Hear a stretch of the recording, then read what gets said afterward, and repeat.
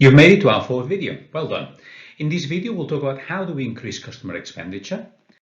And in this case, we have 4 different examples on how we can go about doing this. So let's move on. Right, first of all, let's make customers feel special. There's a lot of things that we can do to help them feel like there's something unique that you're offering for them. It can be something that you're doing within your own property, if you're an accommodation business, or something you can do at your destination. And very often this element of being special comes from you sharing something about another business or another attraction or something that's happening particularly at that moment in time that customers otherwise would not know about it. Making them feel special is a little bit like saying to them something that you don't want everybody else to know, and that makes them feel like they've had a unique experience. The example I can give you here from these puffins that are beautiful. You can see the baby one on the right hand side, and you can see them when they're grown up here at the bottom. There's a tradition in the area where I live in England where local pubs and cafes every year at the time of year when these puffins come and give birth to their babies, they don't sell cappuccinos, they sell capuffincinos, which essentially means that the froth that you can get in the top of your cappuccino is now shaped, with a shaper that has the same shape as a puffin. And you can see that the puffins have got such distinct features that is very curious, and is a way of reminding both locals as well as the visitors who are there about some of the interesting things that you can do in that local area. So what you're trying to do here is offering either specific products for loyal customers, or giving a sense that you're giving a unique service for the customers that are visiting you, and they may be looking for some activities to do. Try also to give people things to do. Okay, and by this, what I'm trying to say is you need to upsell. If you haven't seen this before, please pay attention at the 50 things to do before you are 11 3/4 years old from the National Trust. And when you look at the list of things to do, what you'll get to see is that many of them are really easy for you to copy. It's very easy for you to create a version of these for your own county, even for your own town. And if you have a lot of land around your property, you can even do these, maybe not 50, but you can do this for your own site. So if you look at some of the activities that we've got in here, essentially they help people spend more time in your destination. So for example, you could do 10 things to be an adventurer, or 10 different things to be a discoverer. And when you've done 10 of those things, you give a child one of the most important things, a sticker, right? That makes them feel really proud because they've done all that stuff during their holiday. Now, I talked about this with a property in Spain. They picked up on my ideas and they applied them. They created their own 50 things to do in their eco resort. And they said to me, we now offer a free weekend in spring or in autumn to any family that does all 50 things. And I said to David, the owner of the property, this is really generous. And he said, yeah, but the customers that do all 50 things have normally come and spent 6 or 7 weekends at my property already. And they've normally come with friends. And they tend to be the kind of people who are really loyal to us. And very often they talk about all these things on social media. So they make us look really good. Look at the list here. What's the carbon footprint of any one of those things? Climb a tree, roll down a really big hill, camp out in the wild, build a den, skim a stone. If you come from a rural area, you'll probably say, I don't get it, this is really normal. If you come from an urban area, you'll say, what do you mean climb a tree? I could hurt myself, my child could hurt themselves. It's like, yeah, but a bit of mud and from time to time a few bruises and a few cuts haven't really hurt anybody, right? It's just a good part of learning how to live in nature. So the beauty here is you try to make it fun. The reason why we called it 11 3/4 and not before you're 12 is because 11 3/4 is just much more interesting than 12 anyway.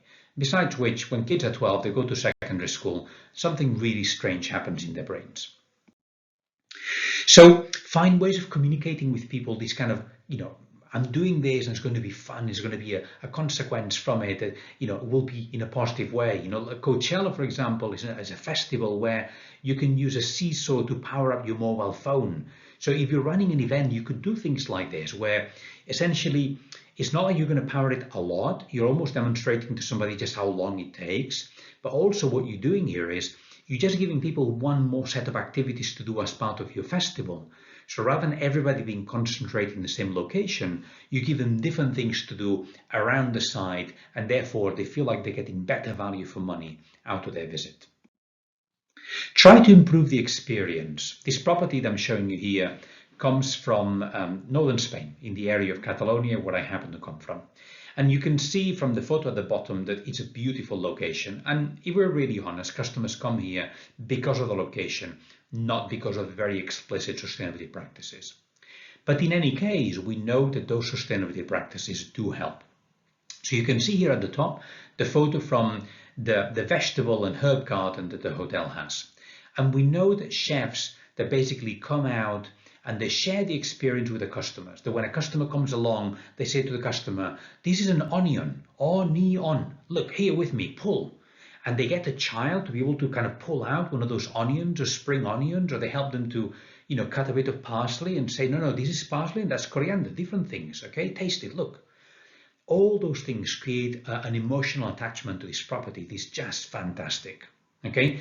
So, and we also know that customers that do some of these things are able to actually spend more, stay for longer. This particular property, for example, they say that with the customers, where we've done something together like this in our vegetable garden, they're much more likely to stay for dinner. Okay, so you want experiences that you can sense with multiple senses, where you can increase people's willingness to pay, and you get people to participate, and you make people protagonists of their holiday. Okay, so whether it's joining the chef in selecting the vegetables or whether it's providing other experiences, you then get to see what works for your property. Last example for now, and then I'll let you, go, and we'll have one more section to consider. Package services. And when I say package services, I'm thinking of you bringing together things that are expensive, but customers are going to pay for, with other things that for you may be less expensive, or the return investment makes a lot of sense because your property will have something very unique as a result of this. Now, this is not an example from leisure tourism or rural tourism. This is an example from city business travel. And I'm showing you this example here because I want to also have a variety of things you can work with. And because I know not all of you are based in rural tourism destinations. The website that we're highlighting here is called Traveling Mom. So you can see it's an American website already. The example comes from something that Westin hotels have been doing for a while now. Now, Westin hotels, let's be honest, they're not cheap.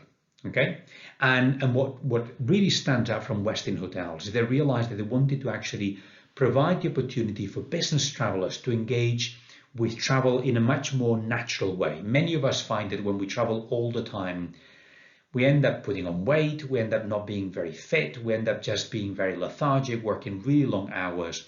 And so what they created was a campaign where rather than just exercising in the gym of the hotel, which of course you can still do, but they created a program where you can exercise beyond that.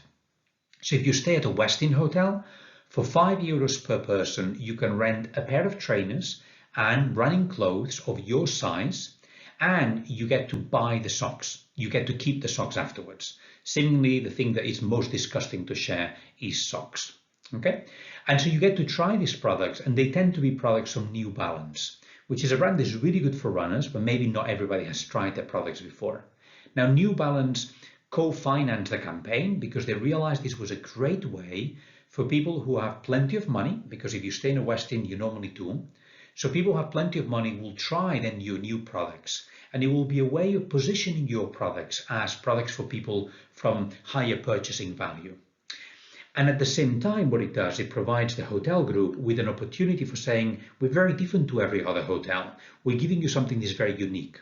When we travel for business, normally we carry very little luggage. We don't want to travel with sweaty running clothes in our suitcase. We don't want to be carrying muddy trainers in our suitcase. And therefore, the fact that you could rent this as part of your property would mean that very often, as a business traveler, you would choose to stay at a Westin as opposed to choosing to stay somewhere else, because you know there's that element of reassurance.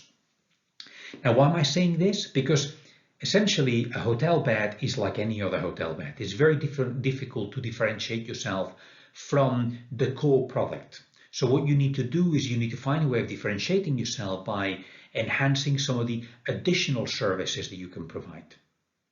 Now, I hope you've enjoyed this session where we looked at how we're going to enhance customer satisfaction. We have one final session, so bear with me. And in this final session, we're going to look at how do you enhance customer loyalty.